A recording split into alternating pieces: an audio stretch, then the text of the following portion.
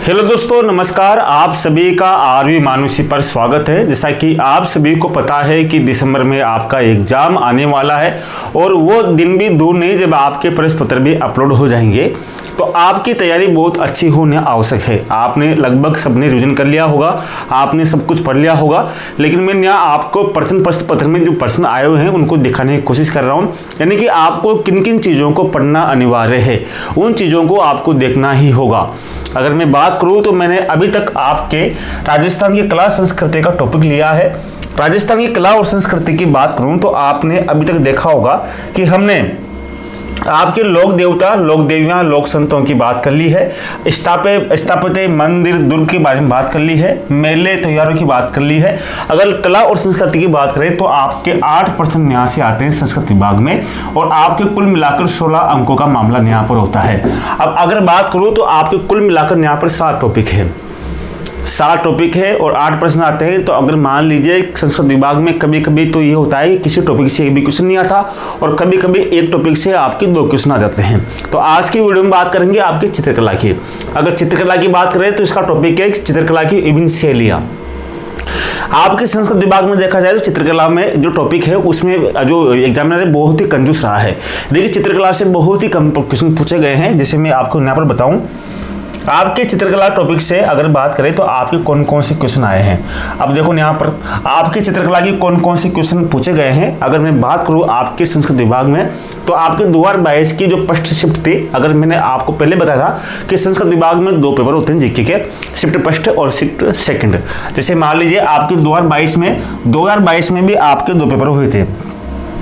2022 में भी आपके 2 पेपर हुए थे, शिफ्ट फर्स्ट में और शिफ्ट सेकंड में। इसी तरह आपके 2018 में भी आपके 2 पेपर हुए थे, एक शिफ्ट फर्स्ट में, एक आपके सेकंड में। ठीक है। अब 2022 की जो फर्स्ट शिफ्ट में क्वेश्चन पूछा गया था, जो चित्रकार मोहम्मद शाह जिन्होंने भागवत कृष्ण के चित्रांकन अपने चित्रों में किया है, वो किस से संबंधित थे, यानी किस चित्रशिला से संबंधित है, तो जयपुर राज्य से संबंधित थे। कौन? मोहम्मद शाह। यानी कि एक बात तो ये है कि आपके जो चित्रकार है, जितने भी आपके जैसे अलग अलग ठिकाने अलग अलग आपके चित्रशैलियाँ हैं, उनके जो चित्रकार है वो आपको याद करने हैं। 2022 के जो सेकंड शिफ्ट में क्वेश्चन पूछा गया था आपके, कौन सा वाला? घानीराव, रिया, बिनाई, जूनिया आदि ठिकाना कला संबंधित है, यानी किस एक ठिकाने किस से संबंधित है, तो आपके मारवाड़ स्कूल से ये संबंधित है। ठीक है। ये आपके 2 क्वेश्चन थे। 2018 की सेकंड शिफ्ट में आपके कोई भी क्वेश्चन नहीं पूछा गया, ये आपको यहाँ पर ध्यान देना है। और फर्स्ट शिफ्ट से भी आपको कोई भी क्वेश्चन नहीं आया था। यानी कि एक बात समझ में आ गई कि आपके चित्रकला से केवल एक ही क्वेश्चन आया है और बहुत सी शिफ्टों में आपके एक भी क्वेश्चन नहीं पूछा गया है। तो आपको कितना इसमें टाइम देना है, चित्रकला पर आपको कितना टाइम देना है, तो आपके एक क्वेश्चन पूछा जा रहा है हर बार और कभी कभी तो आपके एक भी क्वेश्चन नहीं आ रहा। तो आपको यहाँ पर ध्यान देना है कि आपको जो क्वेश्चन पूछे गए उनको ध्यान से आपको याद, यानी कि जो संबंधित क्वेश्चन है वो आपको याद करने हैं।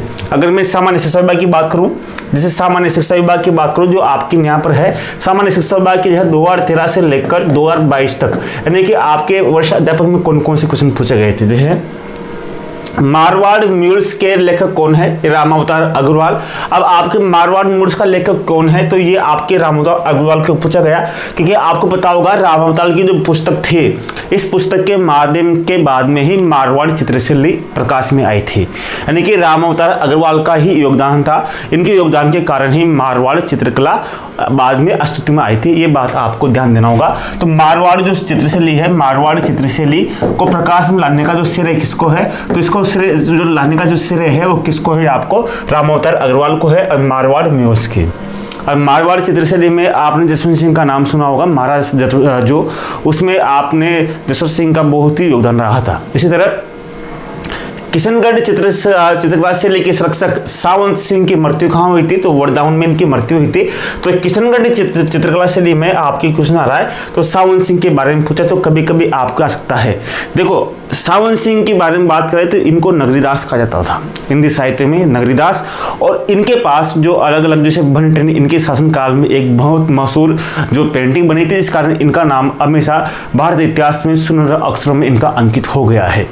इसके बाद में इनके जो सावन सिंह थे, सावन सिंह में आपको एक बात ध्यान रखना है कि सावन सिंह का नाम क्या था, नगरीदास था, नगरीदास था।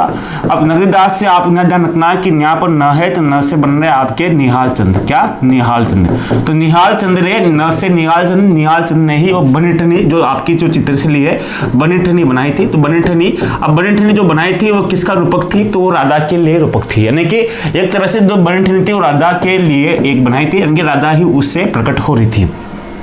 अब अगला क्वेश्चन था पिछवाई चित्रकला कहाँ की प्रसिद्ध है। अब आपके यहाँ पर पिछवाई जो चित्रकला है ये आपकी चित्रकला लोक चित्रकला में आती है। ये आपकी जो चित्रकला है उस शैलिया में तो आपकी 4-5 ही है, लेकिन जैसे पिछवाई है, आपके कावड़ है, आपके पाने हैं, ये अलग अलग, ये भी आपको वहाँ पर पढ़ने पड़ेंगे, यानी कि आपको क्वेश्चन की प्रगति मालूम हो रही है तो इन चीज़ों को आपको यहाँ पर देखना है।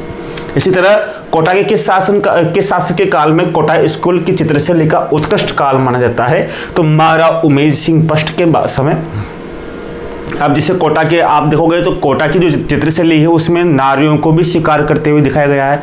उसकी एक से ले बूंदी, अब बूंदी में जो शत्रुसाल था तो शत्रुसाल के समय रंगमहल की स्थापना हुई। उमेश सिंह के समय चित्रशाला की स्थापना हुई, बहुत ही मशहूर है।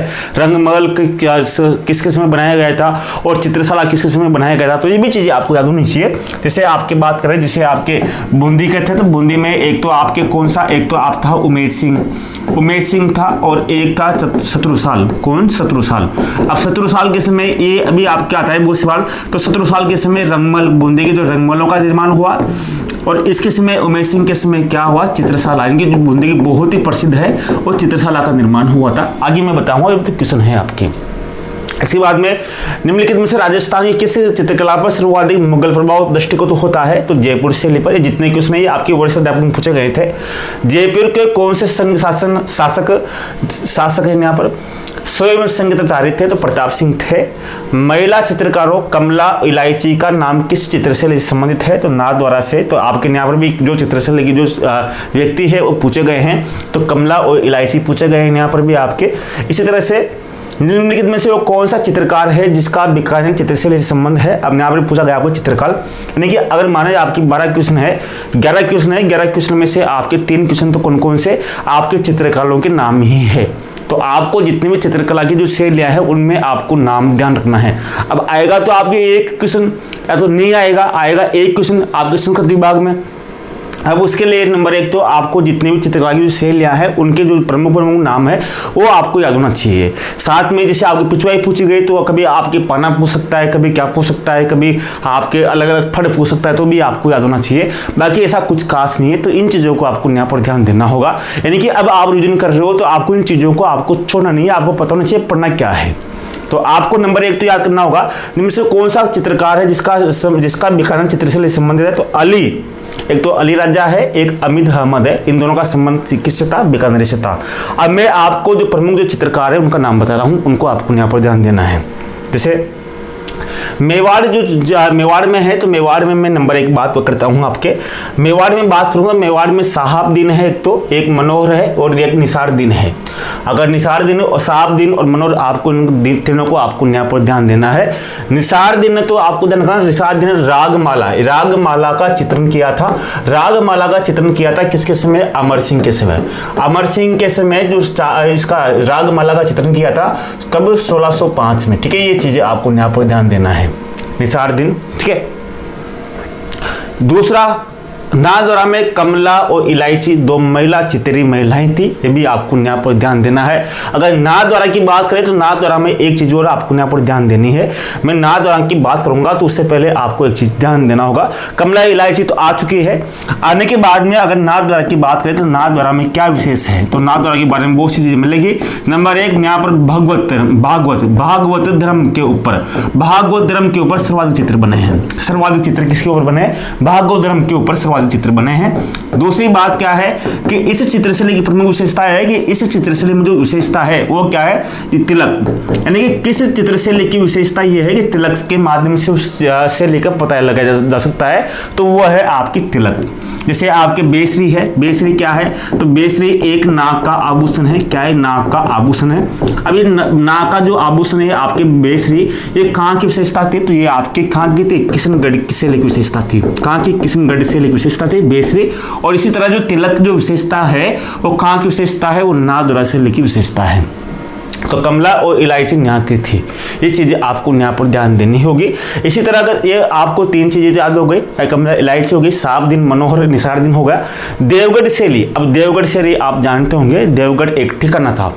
अब देवगढ़ ठिकाना था तो कहाँ का था, अब जैसे आपको पूछा गया था गानी राव कहाँ थे, चुनवा अलाल कहाँ थे, तो इस चीज़ में आपको यहाँ पर जैसे मैं आपको बताऊँ तो जैसे आपके जो देवगढ़ है, आपके देवगढ़ शैली है या आपकी चावंड शैली है, चावंड, ये दोनों कहाँ की है, ये आपके दोनों ये उसके मेवाड़ चित्र से लेकर उपशैलिया है। अगर यहाँ पर देवगढ़ की बात करें तो द्वारकादास, जो द्वारकादास चुड़ावत है, जो द्वारकादास चुड़ावत है, तो चुड़ावत ने यहाँ पर इस ठिकाने की स्थापना की थी। देवगढ़ ठिकाने की जो स्थापना किसने की, द्वारकादास ठाकुर ने की, चुड़ावत ने की।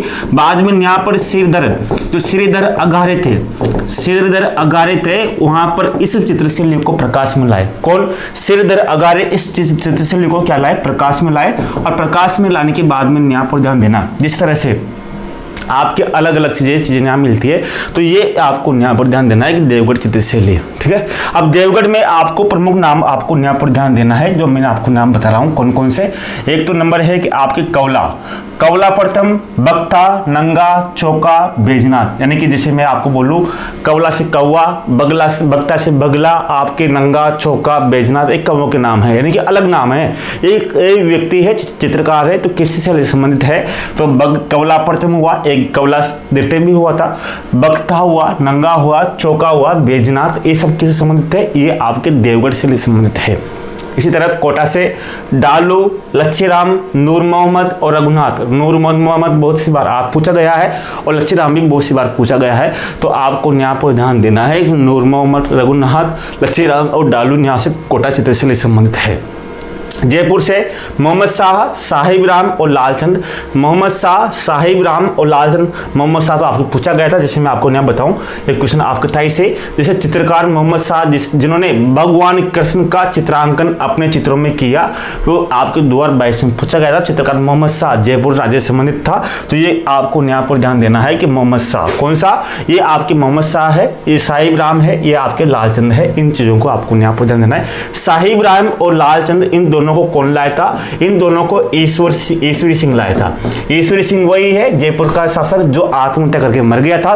और जो आपके जो कौन ये साहिब राम है, इस साहिब राम बहुत फेमस है, जयपुर का बहुत फेमस है। साहिब राम ने आदम कद, यानी कि जो आदम कद चित्र है, आदम कद का मतलब है जो बड़े व्यक्ति, यानी कि बड़े बड़े चित्र, व्यक्ति के बड़े बड़े चित्र बोलते हैं ना, जो व्यक्ति के आदम कद यानी कि व्यक्ति के बराबर जो चित्र है वो बनाने की शुरुआत किसने की थी, तो साहिब राम ने ही की थी ईश्वरी सिंह के समय। राजस्थान में प्रथम बार आदम कद की चित्र से लेकर जो शुरुआत किसने की थी, वो साहिब राम ने की थी ईश्वरी सिंह के समय। ये चीजें आपको यहाँ पर ध्यान देना है।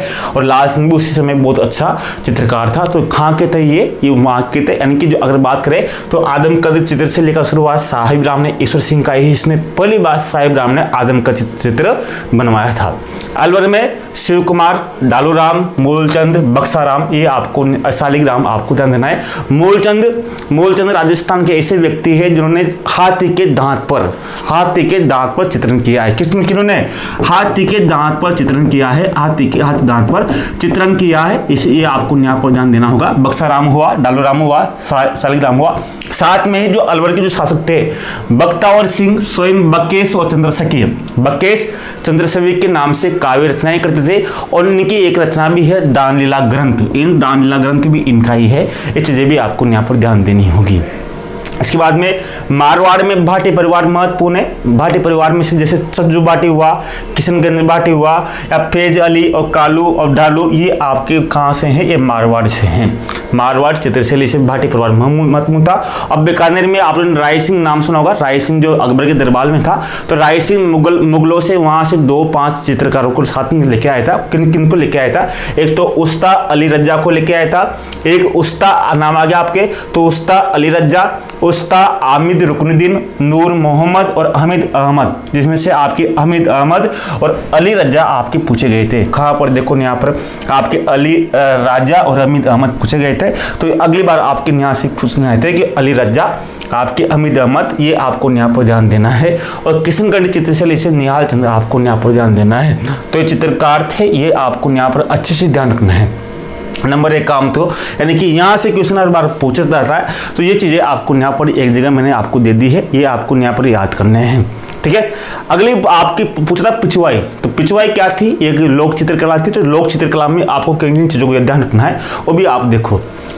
पिछवाई कहाँ आती है? तो पिछवाई क्या है? ये आपके नाथ द्वारा में है, तो वहाँ पर एक कथा पढ़ी जाती है।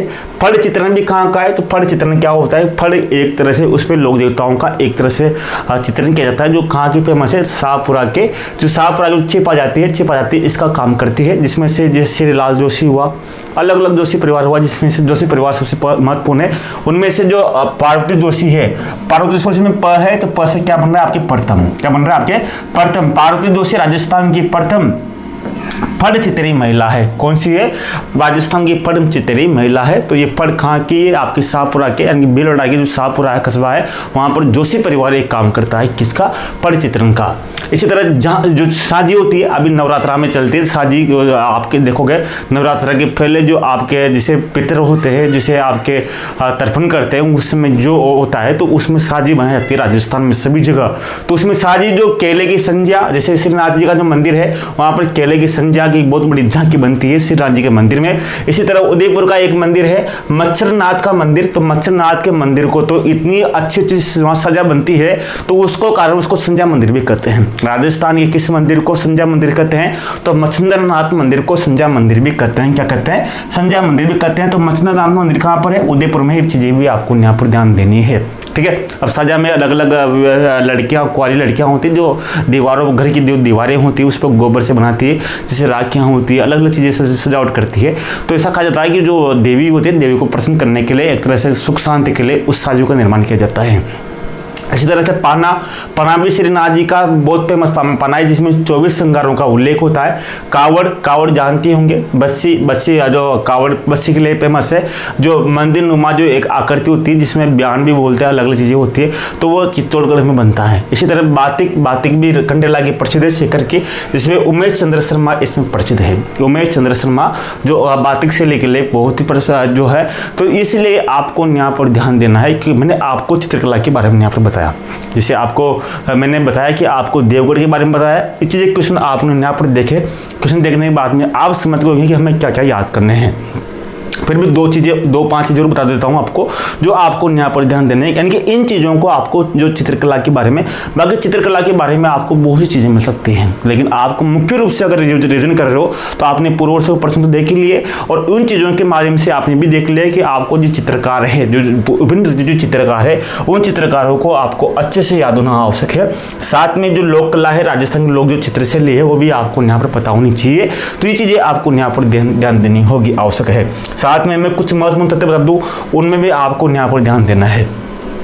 जैसे मैं आपको यहाँ पर, जैसे एक आपकी जैसे मेवाड़ चित्रशैली है, तो मेवाड़ चित्रशैली में आपको पता होगा तेज सिंह के समय ही यहाँ पर आपको पता होगा एक श्रावण प्रतिक्रम चित्र, श्रावण प्रतिक्रम सूत्र चूर्णी, सूत्र चूर्णी, ये सबसे प्राचीन चित्रित ग्रंथ है। कहाँ का? मेवाड़ का सबसे प्राचीन चित्रित ग्रंथ है। किसके समय? सबसे प्राचीन चित्रित ग्रंथ है कहाँ का? मेवाड़ का चित्रित ग्रंथ है। इसके बाद में तेज सिंह के समय, उसके बाद मेवाड़ में आया जगत सिंह जानते होंगे, जगत सिंह प्रथम को मेवाड़ का जो सोनकाल कहा जाता है, सोनकाल इसके समय कहा जाता है। और सोनकाल इसलिए क्योंकि इसके समय जगत सिंह के समय उदयपुर में ही एक चित्तौरों की ओरी की स्थापना हुई थी। किसकी? चित्तौरों की ओरी की स्थापना कहाँ पर हुई थी? यहाँ पर जगत सिंह के समय। ये आपको यहाँ पर चीजें आपको यहाँ पर ध्यान देनी होगी। इसी तरह अगर आप बात करें तो आप किशनगढ़ शैली के बारे में बात करेंगे। किशनगढ़ शैली में आपको बताया मैंने, तो किशनगढ़ शैली की बात करें तो किशनगढ़ शैली में आपको यहाँ पर सावन सिंह था। कौन था? सावन सिंह यहाँ का शासक था। अब सावन सिंह के शासक था तो उस समय सावन सिंह के समय ही इसका नाम क्या था? नगरीदास था। तो नगरीदास था, तो नगरीदास के आप ध्यान रखना, नगरीदास से न से आपको निहाल चंद। निहाल चंद बहुत ही कुशल एक चित्रकार था जिसने यहाँ पर बने ठनी जो आपके एक तरह से चित्र बनाया था। और बने ठनी को जो प्रकाश में लाने का जो श्रेय है वो किसको है? वो एरिक डिक्सन को है। किसको? एरिक डिक्सन को और फैयाज अली को इसका श्रेय है प्रकाश में लाने का। किसको? एरिक डिक्सन और फैयाज अली को इसको प्रकाश में लाने का श्रेय है। इसी तरह आपके अलग अलग चीज़ें मिल जाती है लेकिन उतना खास नहीं है, कभी ये क्वेश्चन पूछे नहीं गए। जैसे मैं आपको नॉर्मल बता देता हूँ आपको, जैसे राजस्थान का जैसे आनंद कुमार स्वामी है, तो आनंद कुमार जो स्वामी उन्होंने राजस्थान की जो चित्रकला को है, ये कुछ क्वेश्चन आपके आ नहीं रहे, सेकंड ग्रेड में आ नहीं रहे, इसलिए मैं फोकस नहीं करा। लेकिन आपने पढ़ रखा होगा जैसे इनकी जो पुस्तक है राजपूताना जो पेंटिंग है जो आई थी आपके यहाँ पर 1916 में, तो इन्होंने राजस्थान के जो वैज्ञानिक सर्वप्रथम क्या था? सर्वप्रथम इन्होंने वैज्ञानिक वर्गीकरण किया था। राजस्थान की चित्रकला के था तो इसका वैज्ञानिक वर्गीकरण सर्वप्रथम इन्होंने किया था। तो चीज़ें ये नॉर्मल है, ये चीज़ें आपको हर जगह मिल जाएगी, हर जगह आपको अवेलेबल है, वो तो आपको सब पढ़ रहे हैं। लेकिन जो चीज़ें मैं बताने की कोशिश कर रहा हूँ वो ये बताने की कोशिश कर रहा हूँ कि आपको अंतिम समय में किन चीज़ों को याद करना होगा, वहाँ से ही आपको क्वेश्चन बैठेंगे। तो अगले वीडियो में हम बात करेंगे अगली टॉपिक का, ताकि आपके राजस्थान की लोक कला संस्कृति पूरी जाए और नेक्स्ट हम टॉपिक लेके आए। तो अब मिलते हैं अगले वीडियो में। और आपने ऐप डाउनलोड कर लिया होगा आर्य मानुषी स्टडी ऐप, वहाँ पे आपको संपूर्ण जानकारी, आपको संपूर्ण कोर्स भी आपको वहाँ पर मिल जाएगा। धन्यवाद, नमस्कार, जय हिंद दोस्तों।